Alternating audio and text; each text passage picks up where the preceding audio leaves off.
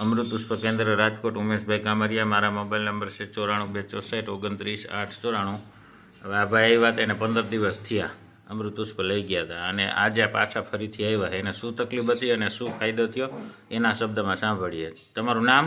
પ્રભાતભાઈ સવાભાઈ, ગામ? રતનપર. હવે તમને શું તકલીફ હતી? આંખના નંબર હતા 1.5, હા, અત્યારે અડધો થઈ ગયો. 1.5 નંબર હતા હા. અને અડધો થઈ ગયો અડધો થઈ ગયો 15 દિવસમાં. 15 દિવસ. બરાબર છે. અને બીજી શું તકલીફ હતી? સુગરની. હા અને બાપાને હા.